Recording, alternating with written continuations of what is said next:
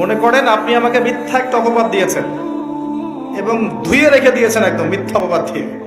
যতক্ষণ আমি আপনাকে মাফ না করছি, কাবা ঘরে গিয়ে গেলাফ ধরে কান্নাকাটি করলো, এই পাপ মাফ হবে না ইনশাআল্লাহ।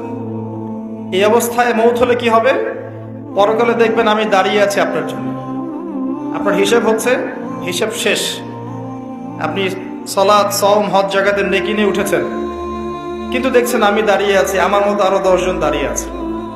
ওই 10 জনকে আপনি গালি দিয়েছিলেন, অপবাদ দিয়েছিলেন, তাদের গীবত করেছিলেন, তাদের সম্পদ বা সম্মানের হানি করেছিলেন।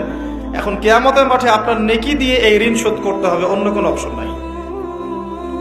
আর যদি নেকি শেষ হয়ে যায় তখন কি হবে? তখন আমার আমলনামা থেকে কিছু গোনা আপনাকে নিতে হবে। দুনিয়াতে সবচাইতে জঘন্য মানুষ হচ্ছে সেই মানুষ যে মানুষকে মিথ্যা আশ্বাস দেয়, যে মানুষকে মিথ্যা ভালোবাসা দেখায়। আর যখন মানুষটা ভালোবাসায় সত্যি চলে আসে তখন সে বেঈমানি করে হাতটা ছেড়ে দেয়।